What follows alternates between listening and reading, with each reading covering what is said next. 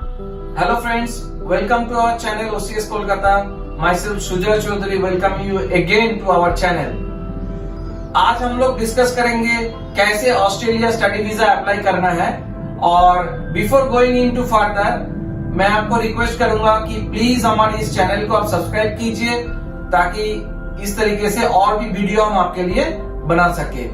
तो ये डिस्कस करने से पहले आज हमारे साथ ओसीएस कोलकाता का वीजा हेड है मिस्टर अर्नब चटर्जी है, तो उसके साथ हम लोग एक डिस्कस करेंगे कि ऑस्ट्रेलिया वीजा हम लोग कैसे अप्लाई करते हैं और क्या क्या डॉक्यूमेंटेशन चाहिए और किस तरीके से हम लोग वीजा को लॉन्च करते हैं। So welcome Arnab. Thank you sir. तो अर्नब हमारे साथ काफी दिन से जुड़े हुए हैं, 7-8 साल से इस कंपनी के साथ जुड़े हुए हैं। अर्नब मुझे ये बताओ कि आप एक साल में कितना वीजा अप्लाई करते हो? एक साल में हम 350 से 400 वीजा ऑलमोस्ट अप्लाई करते हैं। तो गाइस यू कैन अंडरस्टैंड कि हमारे साथ जो बंदा बैठा है वो 400 वीजा के आसपास 350 to 400 visa every year apply करता है। तो उसके पास काफी नॉलेज है, काफी एक्सपीरियंस है अबाउट अप्लाइंग द वीजा। सो और थोड़ा सा हम लोग डिस्कस करते हैं about the visa procedure. Yes sir. Australia के लिए हम लोग अप्लाई करते हैं स्टूडेंट वीजा जो कि सब क्लास है 500। अच्छा, ये सब क्लास 500 किया है। एक्चुअली ये जब आप वीजा अप्लाई करते हो तो आपको एक सब क्लास के अंदर वीजा अप्लाई करना होता है। ये हायर एजुकेशन सेक्टर पे आता है। अगर आप अंडर ग्रेजुएशन वीजा अप्लाई करते हो या पोस्ट ग्रेजुएशन, दोनों वीजा में ही ये सब क्लास 500 के अंदर ही वीजा अप्लाई होता है। बाय द वे यहाँ पे हम एक चीज और आपको बता दें कि हमारे एजेंसी का अलग से पोर्टल है, जिस पोर्टल हम लोग ऑस्ट्रेलियन एम्बेसी के पोर्टल के साथ जुड़े हुए हैं। तो आपके जो वीजा अप्लाई हम करेंगे वो हमारे पोर्टल के थ्रू ही होगा। तो यानी आपको कहीं ऑस्ट्रेलिया वीजा अप्लाई करने के लिए जाने की जरूरत नहीं है और आपके कोई भी ओरिजिनल डॉक्यूमेंट्स कहीं सबमिट करने की जरूरत नहीं है। जो भी हम लोग अप्लाई करेंगे थ्रू पोर्टल और जो भी अपलोड करेंगे आपके डॉक्यूमेंट्स वो हम लोग ऑस्ट्रेलियन एम्बेसी के पोर्टल में हम लोग अपलोड कर देंगे। और बताइए। और हमें जो प्रोसेसिंग टाइम है वीजा की, ये हम जब अप्लाई करते हैं तो हमको दिखाई देता है 4 मंथ का। अच्छा, तो एक्चुअली ये जब आप अप्लाई करोगे वीजा तो वहां पे लिखा आता है कि it will take 4 months, but ये डिपेंड करता है कि एक एक स्टूडेंट के ऊपर और कितना प्रेशर है एम्बेसी के ऊपर।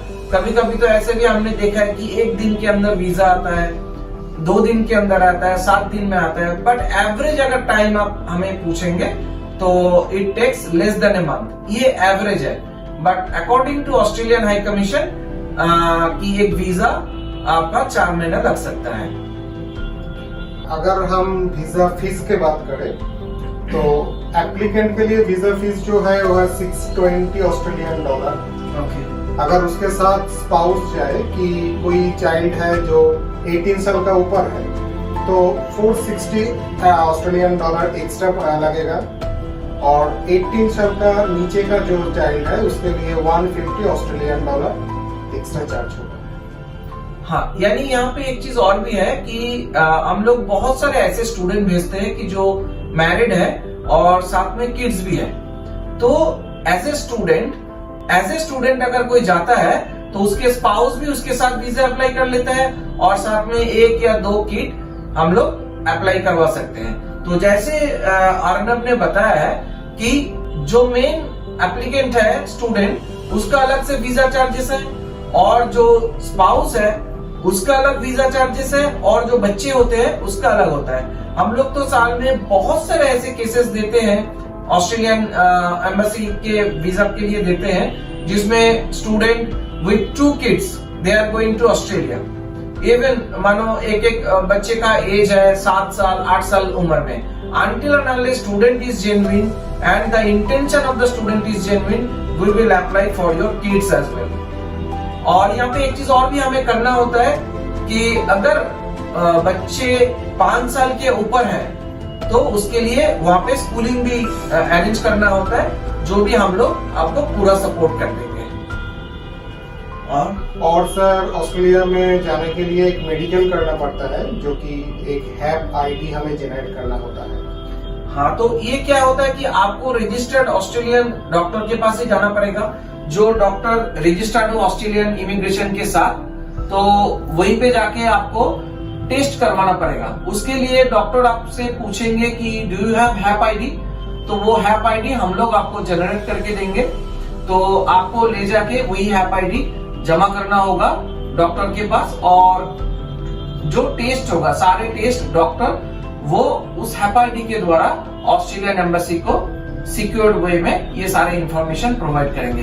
बाय द वे, यहाँ पे एक चीज हम बोलना भूल गए थे, ये जो वीजा फीस औरनुग ने बताया, ये वीजा फीस आज के डेट में है, यानी 17 अगस्त 2020। हो सकता है कि ये वीडियो आप एक साल बाद देख रहे हो या एक महीना बाद देख रहे हो, तो वीजा फीस थोड़ा सा डिफर हो सकता है। कई जगह पे वीजा फीस आप देख सकते हो कि इंक्रीज हुआ है या डिक्रीज भी हो सकता है। तो अर्नब और क्या चाहिए? और सर डॉक्यूमेंट के लिए पहले तो हमारा पासपोर्ट आता है। हाँ, तो यहाँ पे एक चीज और भी जरूरी है कि देखो, पासपोर्ट अगर आप हमें देते हो, तो पासपोर्ट में अगर आपके कोई पुराना पासपोर्ट है जो कि इनवैलिड हो गया है, तो वो पुराना पासपोर्ट भी हमें अपलोड करना होता है एम्बेसी में। तो your current passport along with your old passport. Academic documents second है। हाँ, तो स्टूडेंट्स जो अंडर ग्रेजुएट स्टूडेंट्स होते हैं उसको 10 और 12 सर्टिफिकेट्स एंड मार्कशीट्स चाहिए हमें जमा करने के लिए। और जो मास्टर डिग्री के लिए जा रहे हैं, तो अगर उसने कोई डिप्लोमा किया है या ग्रेजुएशन किया है, तो वो ग्रेजुएशन और डिप्लोमा के सर्टिफिकेट भी और मार्कशीट भी साथ साथ हमें एम्बेसी में अपलोड करना होता है वीजा में। एकेडमिक्स के बाद कोई गैप एक्टिविटी है तो, नहीं तो वर्क एक्सपीरियंस।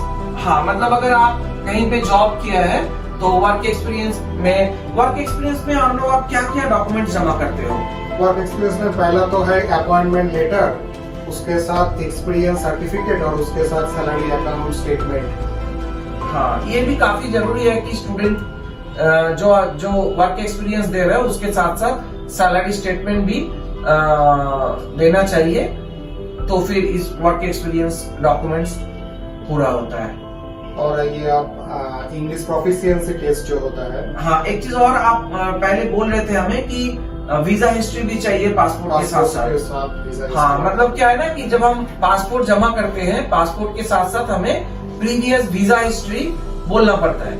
यानी कि अगर आप कहीं और कंट्री में घूमने गए हो, तो वो सारे इंफॉर्मेशन, आप कौन सा डेट में कौन सा कंट्री ट्रेवल किए और फिर कब रिटर्न किए इंडिया, ये सारी इंफॉर्मेशंस देना होता है। और पर्पस क्या था? हाँ, पर्पस ऑफ कोर्स, ये टूरिज्म के लिए गए थे कि जॉब के लिए या आप बिजनेस के लिए गए थे, तो ये पर्पस भी देना काफी जरूरी है। जैसे कि अर्नब बोल रहा था कि इंग्लिश प्रोफिशिएंसी टेस्ट, तो हमें IELTS या टोफेल नहीं तो पियर्सन सर्टिफिकेट जो है वो भी हमें अपलोड करना होता है। अब नेक्स्ट है COE, जो कि यूनिवर्सिटी से हमें मिलता है।